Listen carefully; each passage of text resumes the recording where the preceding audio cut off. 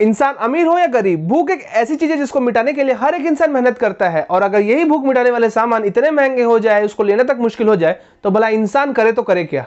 इस चीज को हम विस्तार से जानेंगे हमारे शो में। और आगे हम ये भी जानेंगे कि अब पेटीएम का क्या होगा पेटीएम पेमेंट्स बैंक के बैन के बाद। और आगे हम ये भी जानेंगे कि कर्नाटका हाईकोर्ट में चल रहे हिजाब मामले को लेकर जो नतीजा निकला, उसको लेकर सुप्रीम कोर्ट का क्या कहना है। और जानेंगे आम आदमी पार्टी के पंजाब में शानदार जीत के बाद एक कार्यक्रम आयोजित किया गया जिसमें 2 करोड़ से ज्यादा रुपए खर्च किए गए। तो आखिरी तक वीडियो में बने रहिए, क्योंकि आखिरी में आप लोग के लिए कुछ नया है और मैंने उनको नाम भी रिवील किया जो कॉन्टेस्ट में पार्टिसिपेट किए और बोट का ईयरफोन्स जीता। तो अब बढ़ते हैं अगली खबर की ओर।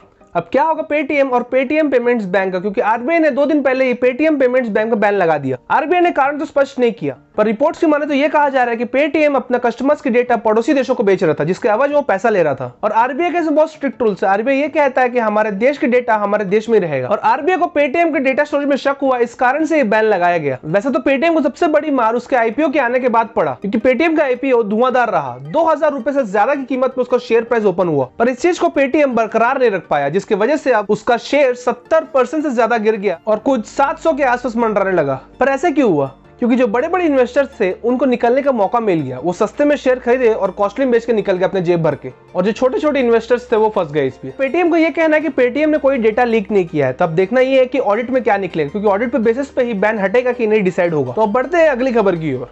आखिरकार लंबे बयानबाजी के बाद कर्नाटका हाईकोर्ट के 3 जजों की बेंच ने फैसला लिया और यह कहा कि इस्लाम में हिजाब पहनना आवश्यक नहीं है और इसका आर्टिकल 25 से कोई लेना देना नहीं, जिसका विरोध करते हुए याचिकाओं ने यह कहा कि हिजाब पहनना इस्लाम में आवश्यक है। इससे पहले फरवरी में हाईकोर्ट ने यह कहा कि कुछ दिन के लिए स्कूल और कॉलेज में कंट्रोवर्शियल ड्रेसेस ना पहनी जाए जब तक नतीजा ना निकल जाए। और अब मुस्लिम छात्र इस केस को सुप्रीम कोर्ट तक ले जाने की पूरी कोशिश कर रहे हैं, जिसके बाद सुप्रीम कोर्ट ने यह कहा कि give us time we will see. और याचिकाओं का यह कहना है कि सुप्रीम कोर्ट को इसमें जल्द से जल्द नतीजा देना चाहिए, क्योंकि उनके एग्जाम्स पास आ रहे हैं।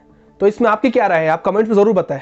अब बढ़ते हैं अगली खबर की ओर। आम आदमी पार्टी की पंजाब चुनाव में एक तरफा जीत के बाद आज भगवंत मान ने मुख्यमंत्री पद की शपथ ली, जिससे भगवंत मान पंजाब के 17वें मुख्यमंत्री बन गए। और इस कार्यक्रम का आयोजन भगत सिंह जी के गांव खटकर कालान में किया गया, वो भी 100 एकड़ की जमीन पे, और उसमें से 50 एकड़ तो सिर्फ पार्किंग के लिए था। और रिपोर्ट के मुताबिक ये भी कहा जा रहा है कि आप पार्टी ने इस आयोजन में 2 करोड़ से ज्यादा रुपए खर्च किए। और आम आदमी पार्टी की इस जीत से कुछ पार्टियों में खलबली मच गई। तो आगे हम खबरों में जानेंगे कि क्या ये खलबली थी। अब बढ़ते हैं अगली खबर की ओर। आज नवजोत सिंह सिद्धू ने अपने पंजाब प्रदेश कांग्रेस प्रेसिडेंट के पद से इस्तीफा दे दिया। और इस्तीफा देते वक्त नवजोत सिंह सिद्धू ने यह भी अपने ट्विटर हैंडल में कहा कि as desired by the Congress president I have sent my resignation, यानी कांग्रेस प्रेसिडेंट की इच्छा के मुताबिक मैंने अपना रेजिग्नेशन भेज दिया। इससे एक दिन पहले यानी मंगलवार को कांग्रेस अध्यक्ष सोनिया गांधी ने 5 राज्यों के अध्यक्षों को बर्खास्त किया, जिसमें नवजोत सिंह सिद्धू का भी नाम था, इसलिए उन्होंने रेजिग्नेशन दे दिया।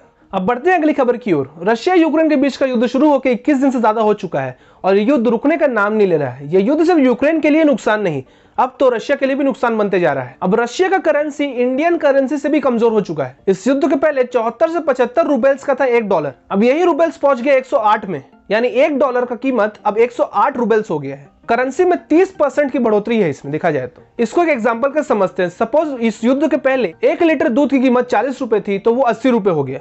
तो सोचिए किस कदर दाम बढ़े हैं रशिया में। सिर्फ खाने के सामान में ही नहीं, हर चीज में रेट्स बढ़ी हैं। इलेक्ट्रॉनिक्स के दामों में तो 100% से ज्यादा की उछाल पाई गई है। अब तो रशिया के लोगों को ऑनलाइन पेमेंट्स करने में मुश्किलें हो रही है, और अगर ये युद्ध ऐसे ही चलता रहा तो भूखमरी रशिया में ज्यादा दूर नहीं है। तो ये रहा आज का टॉपिक।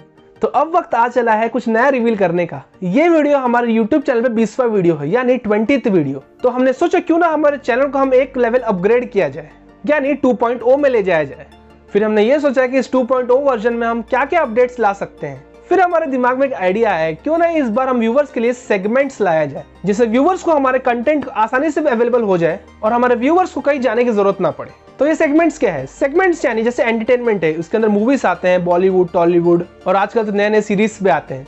तो उसके लिए बात करने के लिए अलग से हम एंटरटेनमेंट सेगमेंट बना रहे हैं। और ऐसे ही स्पोर्ट्स के लिए, ऐसे ही फाइनेंशियल एंड इकोनॉमिक्स के लिए, हेल्थ को लेके अपडेट्स, और हर दिन एक ऐसा शो जिसमें दुनिया के सारे खबरें हम आपके लिए लाएंगे। और जिस तरीके से हम पर्टिकुलर टॉपिक से केस स्टडी करते आए हैं, हम वो भी कंटिन्यू करेंगे, जिससे आप व्यूवर्स को सिर्फ एक तरीके का कंटेंट ही नहीं, हर तरीके का कंटेंट आपके लिए अवेलेबल होगा। तो अब आने वाला है बहुत मजा। तो चैनल को अभी के अभी सब्सक्राइब करो, जिससे कि आप लेटेस्ट अपडेट्स कभी मिस ना करो।